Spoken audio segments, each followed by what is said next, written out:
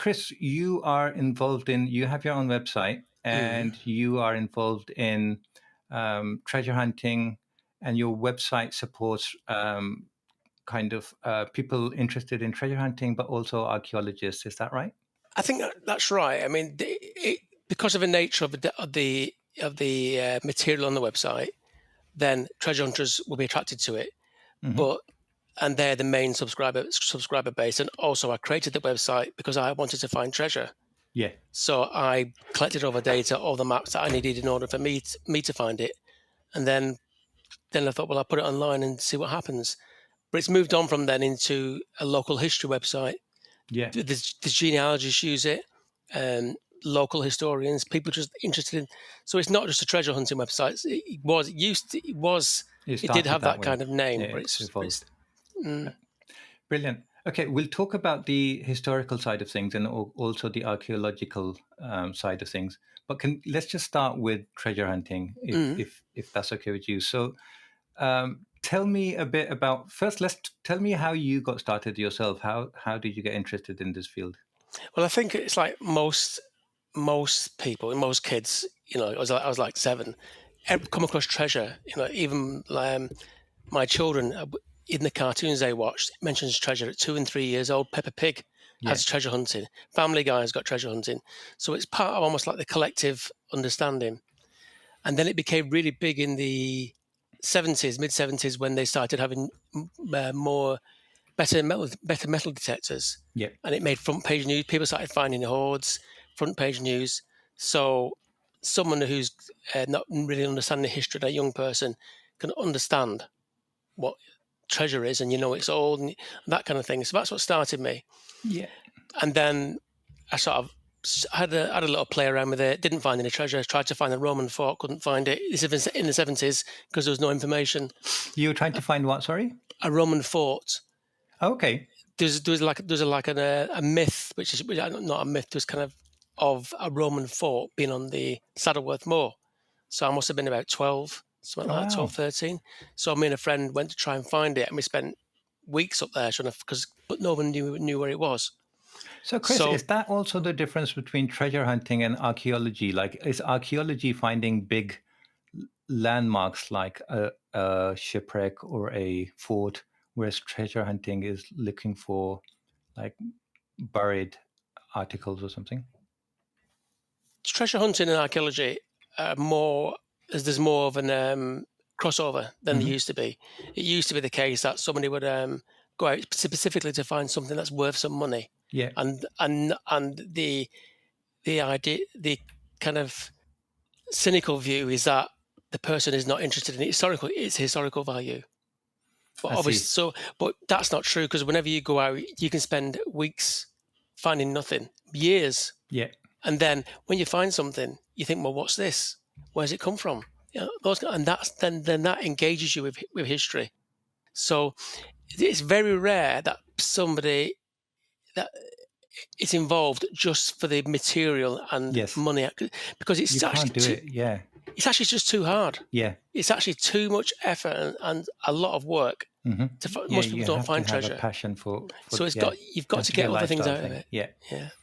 Also, yeah, I was just doing some online research before the interview, and I wasn't aware of this before, but apparently there's some criteria for a find to be um, classified as treasure, isn't it? I don't know. Uh, what I was reading, it was saying that the article that you found has to be at least 300 years old for it to be classified as treasure. I mean, that's right. Prior to last year, that was the generic one. But then there's further layers of that. Hmm. Whether it's made out of gold, Yes, and precious metal or not. last year they changed the law. They amended it so that they treasure was defined as anything that could be of national importance. Because there's a lot of things. For example, a bronze statue Yes, even of pottery and things like that. yeah, No. well, Yeah. just a bronze statue that wouldn't have been treasure under the definition Hmm. last year.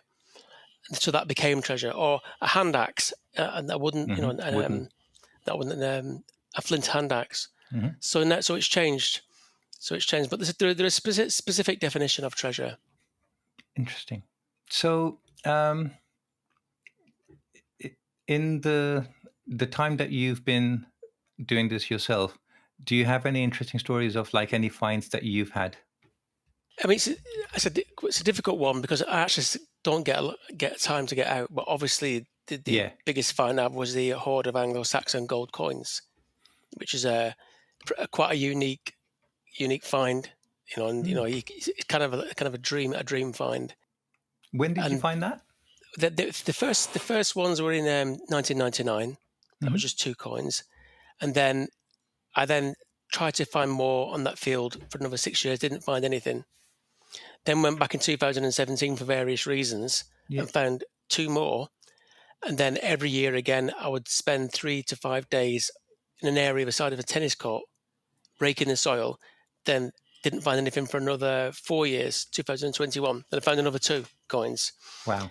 So, but that is in terms of material value, it's got a value. But in terms of the historical value, Yeah. it's incredible because it put the particular area on the map. People didn't know it had an Anglo-Saxon history to it. Very true. But it also tells you about a find like that is this is the difference between treasure and archaeology, where the overlap is. Because a find like that, yes, it's worth some money. Yes. But in an archaeological perspective, it's like, well, what was that hoard doing there? Why was it there? And then there's another hoard, and that was found with a similar composition. So it's telling you there must have been during that period, probably about 640 AD, a period of instability, which led people to bury hoards. You see, so although it's treasure hunting, Yeah. when you make the find, then it's the interpretation of the treasure that then becomes archaeology. Context. Yeah. And as you know, as working in a historical environment yourself, archaeology is the unwritten record. You know, the written record, as we know, can be altered to suit a particular agenda. Whereas the archaeological record is information that sometimes contradicts that the historical record. Yeah. Yeah. So, my listeners are going to kick me if I don't ask you this. What was the material value of those finds that you had? Well, it's debatable. It's very nuanced. Archaeology, it's all very nuanced. It can change. So the material value was difficult to assess because they were unique finds. So the first 2 coins, well, one was probably £1,500. The next one, 2 coins, £7,500. Then now we're looking at the latest ones between £15,000 to £20,000. Wow. Which why are they getting more expensive? Is it because they're older or they're bigger? No, or? It's because of interest. People are becoming investors are looking for kind of physical wealth, and the antiquities market, as it reflects a change in antiquities market, and those valuations that I've given there, that's a valuation not been tested in the market because the coins haven't appeared in the market. If they were to go on the international market, they may double or triple that value. Wow. Yeah. So where are those coins now? 2 of them are in the British Museum being assessed. Are they on display? Yeah, not yet. There's 2 at the Essex, in the museum in Essex. They're actually on display. Wow. That's the Epping District Museum. They're on display with a lot of other treasure finds from the area, which is really good to hear. So they're going on display.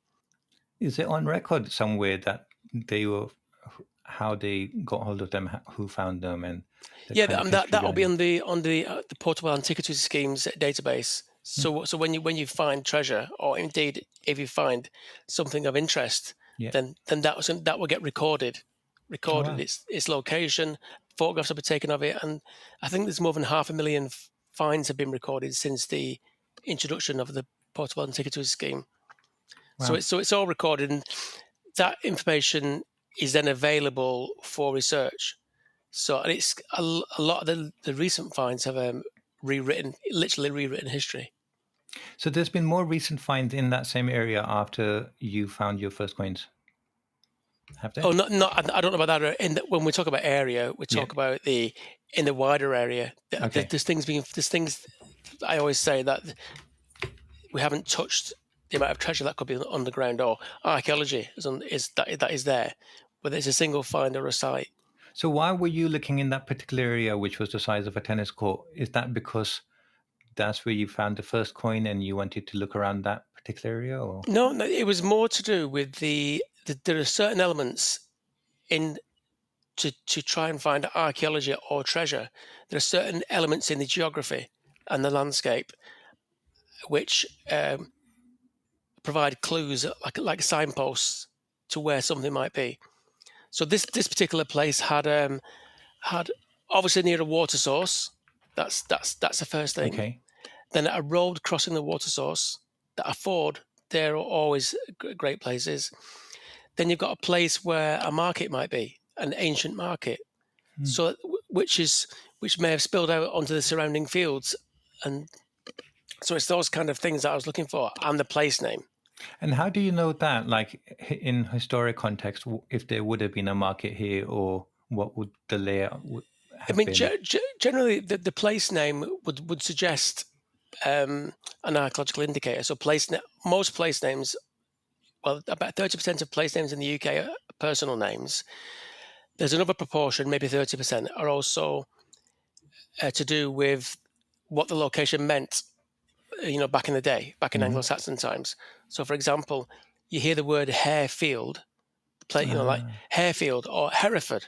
yeah. It means you think, oh, that's a what's that mean? Something to do with hares? But it's not. Mm. Hare is derived from the word to harry, as in an army. So it's a ford an Ah. army can cross. So Hereford, Oh, so that'd be ideal from that point of view, no?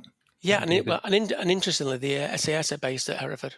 So Ah. I don't think it's even part of the reason why. But so place names are really important. Hmm. Then secondly, there's aerial photography, lidar, and there's all these things come together. And also, you can have a gut feeling about something. You can hold all these things in your head. You can have all these ideas, but you can go to a place and just get a feeling that something's there. Can't really explain it. Yeah. Can't really explain it. Yeah. And that's what one thing that I was reading, that like I think there's skill and then there's gut feeling involved in the whole thing, because there's certain people who find treasure and then they find it repeatedly, like they often come across something, whereas others spend years and years and find nothing at all. So I think um, there's some instinct going on there as well. I mean, there's a couple of things. Like I used to detect with a guy years ago, Lucky Lenny. He was always finding stuff. But if you watch what he did, he would get a signal which was a bit iffy, and then he would really analyze it, and then he would probably dig signals other people wouldn't dig. So that was that.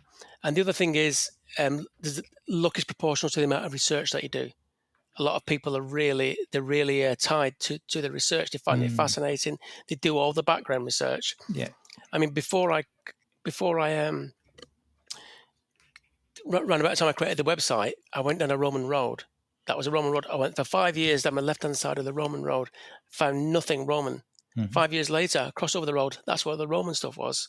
But if I'd done the research on my own website, I would I would have seen that the Roman archaeology was on the other side of the road.